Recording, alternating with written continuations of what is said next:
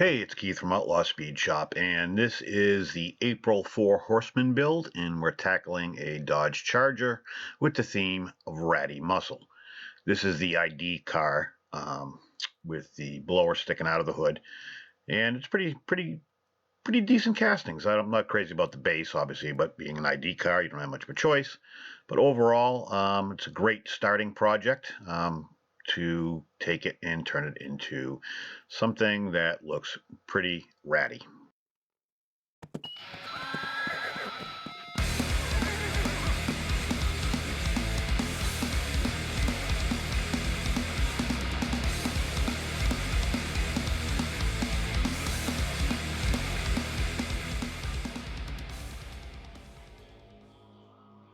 So obviously the first step was to put it in the citrus strip to see what we have to work with. I'm going to go with these Rogue Syndicate wheels. They're pretty much essentially Keystone Classics. I'm going to use those for the back, and I have this Micro Surfacer 1000 primer, which I use on the body, and I'm going to go with the rust and chipping effects from Vallejo. And what that's going to do is give me a decent base. It's probably a little overkill for what I'm doing, but step one obviously is to paint the base black so it's not clear. The Vallejo stuff, I usually thin it down a little bit with water, but it's more of something that you layer on. And essentially, when you buy the kit, it tells you what to put on first, what to put on second, third, fourth, and so on. So even though you're not really going to see a lot of this in the end, I just like to go through it's good practice for me to go through the procedures. So obviously you primed it, or strip it, clean it, prime it, and then I'm kind of going with the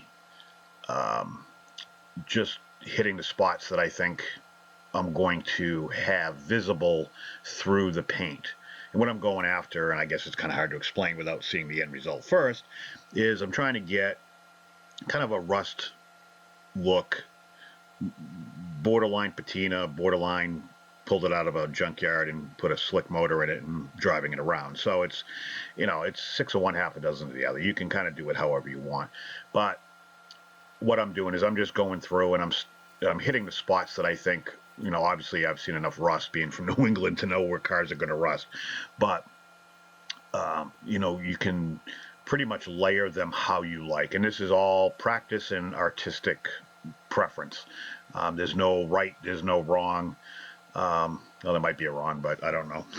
But, excuse me, ultimately you're just trying to get what you can get out of it insofar as where you want the varying rust colors to appear through the paint. And this can be done a different way. If you watch any of my videos, I like to use the Rise of Rust from Citadel and dry brush on over like a typhus corrosion. But there's, again, this is just something I'm trying. I've done it on a few cars and had mild success. So it's just something I have to force myself to do because it's time consuming. It's really easy to do the Rise of Rust. You do it after you've painted it. But with this takes a little bit more effort. It's definitely more time consuming. You notice I'm not cleaning my brush in between my airbrush. I'm just kind of rinsing it out real quick and then adding the next color so it mixes in a little bit. So it gives it a little bit more of a blend. But these colors range from almost like a dark brown to almost a yellow, if I had to explain it the best I could. But overall, it's just one of those, spatter on how you think it's going to look. So then I'm going to use my chipping medium, which comes with it as well. And what I'm going to do is I'm just going to brush it on. Danny's Diecast Disasters is the master of this. You can use a sponge. This is a real stiff old brush that I had kicking around. I'm just using that. And what I'm doing is I'm technically masking off the areas that I want to show through the paint when I'm done painting. So again, personal preference, however you want to do it. You can put a lot, you can put a little. It doesn't really matter. And I'm going to paint that Highland green, from Splash Paints. And obviously I'm going to change the color of the interior a little bit just so it didn't, the green and the black just didn't seem to go. So I wanted the interior to pop a little bit. But splash paints, I love them. That's pretty much all I use now. You shake it up, dump it in your airbrush, and you paint. It's that simple. Um, and cleanup is even easier. So I'm just lazy, but I do like the paints. But it's a base coat, clear coat system, so you have to obviously clear coat after. You're not going to get a shiny finish. It'll look shiny if you put it on heavy, but it dries matte, so you have to definitely put a like a 2K clear or something. I've used Redline Shop clear. I have my own automotive brand clear that I use, that I pick up locally, that I buy in bulk, so that way, or a bigger volume, so it's easier to work with. And then it's just details, you know. The whole point of these Four Horsemen builds, or any challenge builds, I would assume, is to really just experiment and to try different things. And it's always interesting to see the different techniques that people use to get a result. And when you're all tasked with trying to get the end same result, it's just, I just find it really interesting to see people's takes on what their definition of a ratty muscle car is and how they go about achieving that. And it's just one of those things I really enjoy. These are my favorite builds. So obviously the interior was already black, so I'm gonna chrome the bumpers. Not a big fan of painted or blacked out parts that were supposed to be chrome originally. So I'm just hitting it with my Molotov pen. I'm going to end up kind of adding a little to it to make it look a little beat too. So, and again, Ratty is purely interpretive. A lot of guys will take, they focus on drivetrain and motor, so the body really doesn't get much attention till, if at all, until last. And that's kind of how I approach when I was building cars. That's kind of what I did too. Is I was more concerned with it stopping and going, and being safe, than I was with the overall appearance of the body. So here you can see after the Highland Green dries, now I'm just taking some water on another stiff brush, and I didn't put the paint on heavy in a lot of spots, so you can see some varying effects. Where I had the chipping medium, it's definitely, you can see underneath. And then like the roof, I just kind of rubbed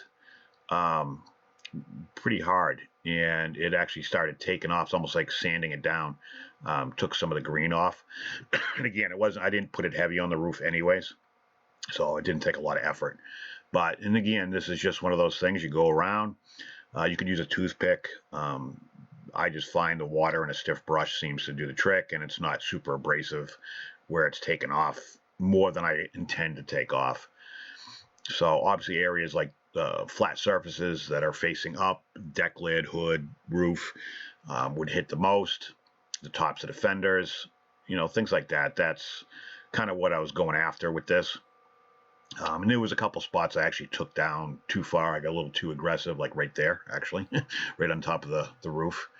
And then I got a couple spots on the curved surfaces where you really don't get a lot of paint anyways.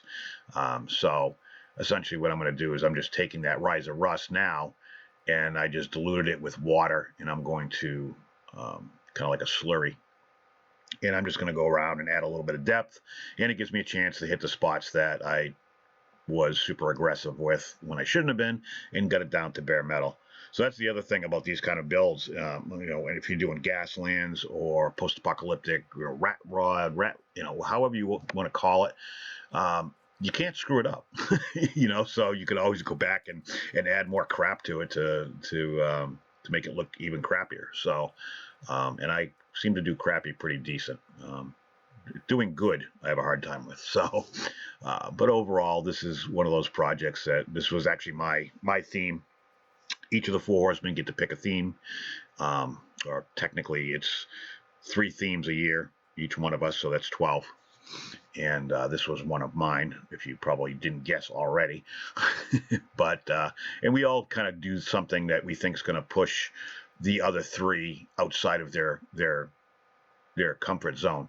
Guys like Paul over at Diecast Graveyard, I mean, he does amazing work with Spectraflame paint and that kind of thing. So something like this might push him a little bit more, and he gets a little bit more out of his comfort zone. and that's the whole point of this, is to enhance our skills. And if he ever does a Spectra Flame thing, he's going to kick my ass because I suck at him. So interior, I'm taking some Agrath Earthshade, which is a brown wash, or a dirty wash, I guess you could say. Very dirty. And I'm going to do the interior. Just this stuff goes on real easy, and if it starts to pool, just have your brush, clean your brush off and go back over it. It'll sponge up any of the spots that you don't want, and you may want some pooling spots to be more dirty, I guess you could say. So it's all, again, personal preference and practice.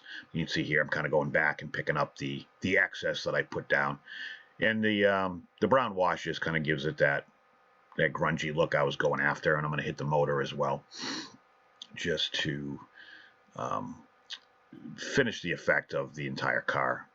Having a shiny chrome motor is good, but at the same time, it really didn't fit the motif of what I was going after.